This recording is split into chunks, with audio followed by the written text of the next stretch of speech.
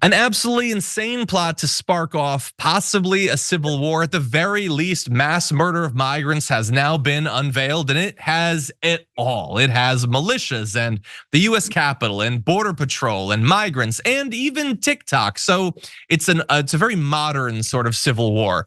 And it talks about a couple of different men who are now being investigated. Brian Perry, Jonathan Odell, Paul Fay were arrested by FBI agents and face a variety of different federal charges in connection to this alleged plot, which is now being unveiled.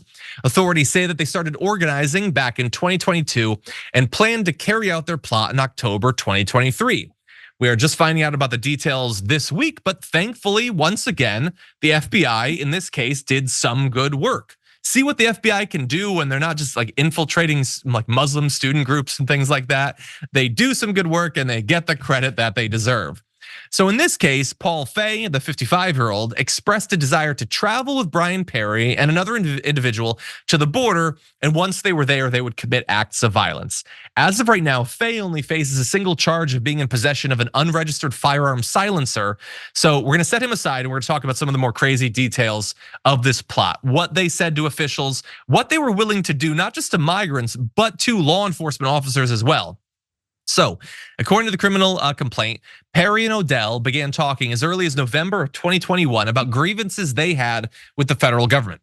The following year, they attempted to recruit other members to their militia group to travel to Washington, D.C., quote, to stop the madness going on, whatever that means. Nothing scary at all. They apparently also shared maps of the Capitol and other government buildings. So bear in mind, this is 2021. So this is after January 6th. So after the attempt to break into the Capitol and potentially kill some politicians, you had other people who apparently have absorbed and internalized right-wing political framing of a number of different issues, also planning an attack on the Capitol. Thankfully, they did not do it. Authorities first learned of Perry's threats to attack the federal government after receiving an anonymous tip in September of 2022. Those tips often pop up in stories like this. Thank God there are some people who, come across these individuals on social media, Discord groups, maybe in person, and do alert authorities because it seems like a very serious threat here. That was apparently before they decided to turn away from DC and to the US-Mexico border. That was where they wanted to strike, and it's where the story gets even crazier than it already was. In August of 2022, Perry and Odell agreed to, quote, go to war with the Border Patrol. Perry later told a woman he attempted to recruit on TikTok and Instagram that his intentions are to go down there and basically start a war. Perry told an undercover federal agent over the phone, quote, I'm going down there to hold up a rifle. You come across, you're gonna lose your life. There, I think saying that if he sees a migrant, he is going to kill that migrant. In some of the other reporting on this, they focus on like prior training as a sniper and things like that. So it's also, by the way, highly cowardly that from extreme long range, they're gonna kill anonymous women and children just trying to cross the border. But these are the patriots, they would have you believe.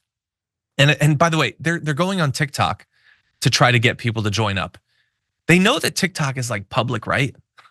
They know that people can see that, and not everybody who sees that is going to think that starting a civil war is a good idea.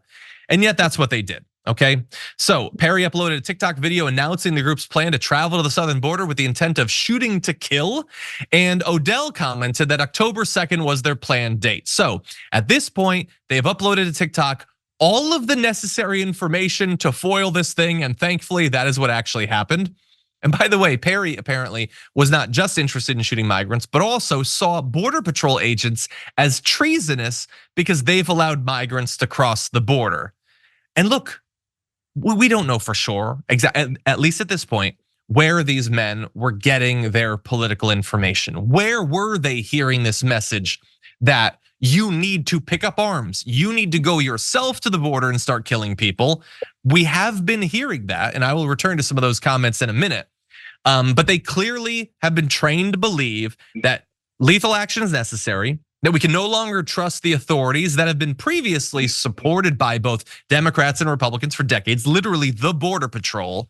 And it's funny that we're discussing this right now in a week in which the Border Patrol has also been told to kick rocks when it comes to the border by Republicans in Congress.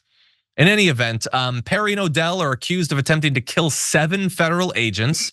So as the FBI attempted to serve a search warrant at Odell's home in Missouri, Perry fired 11 shots from a multi-caliber rifle at FBI agents.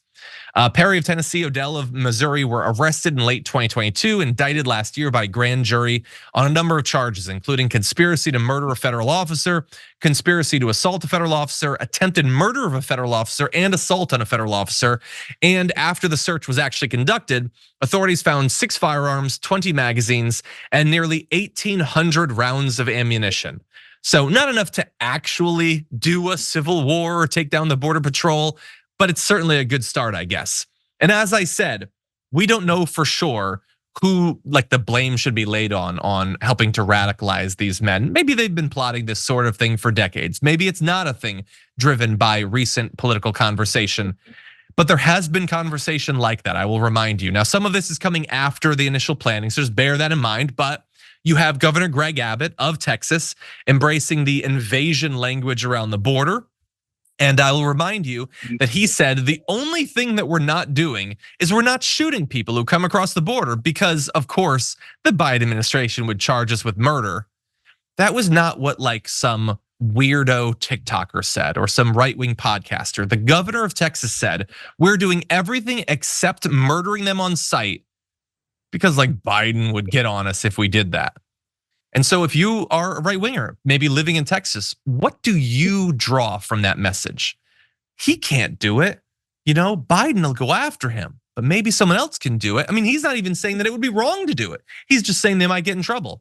And he's not the only one. Ron DeSantis said about people crossing the border, you have hostile intent because you're obviously running drugs. You absolutely can use deadly force. I mean, think about it. If you were trying to do that, if you were to go to some Texas rancher's property, break into their house, they're gonna respond. So in the same way that he thinks it's appropriate that if you break into a Texas home, they should murder you on sight, if you just cross the border, you're definitely carrying drugs and you should be shot. And so somehow coming out of all of this, as well as the 24/7 messaging of right-wing media, whether Fox News, Newsmax, or Independent, some people hear that and think, you know what? Maybe I should get a gun. Maybe I should get a bunch of guns. Maybe I should get a few thousand rounds of ammunition and I should head down to the border and I should shoot to kill. I should kill the migrants, and if the Border Patrol tries to stop me, who cares? They're treasonous anyway. I can shoot and kill them too. We cannot be surprised that these sorts of plots are popping up because this is the sort of language that's being used by the media that they're clearly consuming. Maybe we'll learn more as it goes forward, as we get towards the sentencing, maybe some of their past communications will be unveiled. But as of right now, this is hardly surprising if it is horrifying.